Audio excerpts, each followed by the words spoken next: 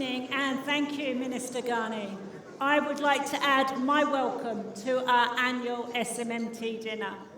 We meet here for many reasons, but I would say broadly three: to catch up with each other, to reflect on our collective achievements, and to look ahead at what we need to do next.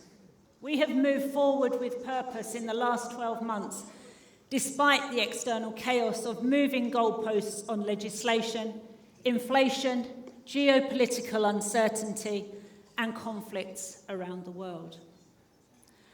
Ours is an industry of innovation, of vibrancy, of resilience, of excitement, one where we adapt, develop, and evolve, and often through dogged determination and sheer perseverance. We have shown those qualities in the last 12 months, and we will need them in the next 12 months, I am sure. When I became SMMT President 2 years ago, I wrote down 5 key priorities, and we can assess our progress and change against them now. The first one was competitiveness, and it remains so now. The pressure is always on to stay competitive on costs, trade, labour, efficiencies. So it's so pleasing to see in the 2 years significant investment in the UK. As it's been said, at Stellantis we went live with our Ellesmere Port Electric light commercial vehicle plant, our first in the world, and I am delighted that we have Diane and Mark here today who spearheaded that on behalf of us. And we are not alone. In the UK, we have seen major investments, as you've heard, in battery production, lithium mining, vehicle manufacturing, R&D, after-sales, aftermarket, all examples in the nearly £20 billion worth of investment announced in this year alone. The second priority I wrote was net zero.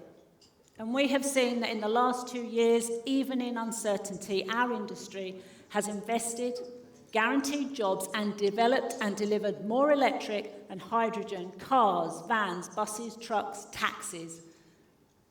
But we know that customers are still reluctant. Legislation is still not clear. Messages from outside the industry contradict. And with all vehicles across all of our industry needing a solution, the conversation is having to expand: hydrogen, e-fuels, other powertrains. Priority 3 was supply chain. Post-COVID, 2 years ago, the SMMT and us as members had real concerns about our supply chain's resilience and the companies and our colleagues within it. At that time, financial support was being withdrawn. The cost base was increasing, and yet pricing was under immense pressure as the whole value chain tried to cut costs, take a share of the profit, and deliver a reasonable customer price. We implemented safe harbour policies, and the supply chain fought hard to stay afloat. I'm pleased to say that in most cases they got through it, but we know it continues to be fragile. We are proud that the UK makes almost every component needed to manufacture zero-emission vehicles, but we need to take care. We need the conditions to retain and attract investment. We need trade agreements that guarantee mineral supply and open markets. We need a very careful response to increasing protectionism. And we need an overarching across Whitehall industrial strategy, one that has the new advanced manufacturing plan as a base, deploys the recently announced funding, and pulls every lever of government policy to get really behind industrial development and growth across all of the departments. The fourth priority I wrote was skills. 2 years ago, post-Brexit, getting enough employees and the right skills was a key priority. And getting enough employees, unfortunately, remains an issue today. We still have more than 7% supply chain production vacancies and 5% in OEM. And when you compare that to the national average of 3.1%, you still see we have a gap. On skills, however, we've had good progress. SMMT, the Automotive Council, and the IMI have all summarised the skills we need, and Ennis & Co have showed how to calculate the cost of that skills shortage to get that reality into boardrooms in a fact-based way. And as an industry, we have been reskilling. I myself am proud to say that in my Mirafiori Circular Economy Hub in Turin, inaugurated last week, the manufacturing workforce is 100% reskilled. But of course, when you reskill, it's harder to change diversity because you're using the same team base. One benefit and success, challenges another. And so we continue to strive for greater diversity. As Nusrat said, this time last year we launched the Automotive Council Diversity Charter with 19 founding companies, and I am pleased to say we now have 27 who have joined, accounting for 99% of the UK vehicle production and 50% of the industry's national workforce. As Nusrat said today, the Council have announced a new commitment that by 2030, 30% of our workforce will be women. That might not sound ambitious, and to me, I thought it really wasn't. But then, when I thought about the facts, that we start from an industry position that is still below 20%, and that we have strong success in reskilling and being loyal to our current workforces, I could, and hopefully you can see, the scale of the task. And so therefore, I welcome your support on that. The fifth priority, 2 years ago, was to support Mike and the team in keeping SMMT relevant to members, and I'm pleased to say we've done that. The membership remains strong even at a time of cutbacks for many of our members, and the team continue to deliver for us all. This year, they have ensured the CE marks retention in the UK. They've won an extension to our critical climate change agreement, saving members £12.6 million a year. They've secured UK legislation to avoid a payload penalty for zero-emission UK HGVs. They've taken a key seat at the table of the UK Domestic Advisory Group and Civil Society Forum that allows us to influence trade and cooperation agreement implementation. And they've put automotive front and centre of government manufacturing policy with the additional £2 billion now allocated to drive it forward. On the inside, led by Mike, we've modernised the SMMT governance structures and committees. The outcome is increased efficiency, freeing up time to spend on critical topics for us all. So looking ahead, what next? The SMMT team have summarised our industry carbon net zero vision and the path to achieving it in a manifesto ahead of next year's general election. To get to net zero needs technological solutions.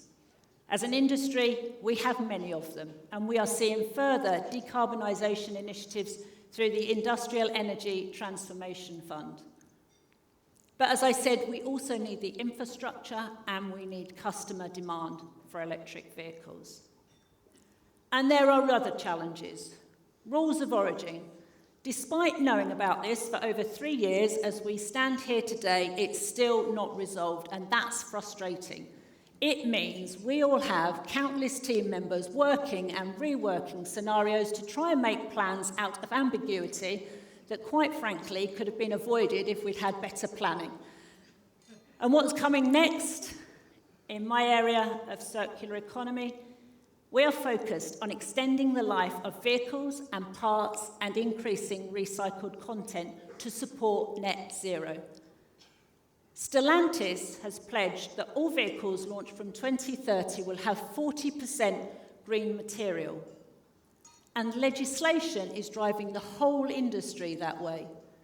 From 2031, EU law requires minimum recycled content in EV batteries. So at the same time as converting all our vehicles to electric and scaling up the market, we must also source secondary raw material in increasing quantities. And we need enough gigafactories in the UK so we have a closed loop to manufacture electric vehicles completely. Looking even further ahead, we need to ensure that legislation does not result in carbon leakage. Uneven playing fields make this a really big threat and a topic that we will need to address. So now, as my tenure as SMMT President comes to an end, I am proud of what has been achieved and overtly aware of the challenges and the opportunities as I pass the baton on. And at a time when our UK supplier base continues to fight with competitiveness and skills, while also driving amazing innovation, it is very fitting that my successor comes from that area. I am delighted to announce that Mick Flanagan, whose day job is Vice President at Adient, will be the next SMMT President. Congratulations, Mick.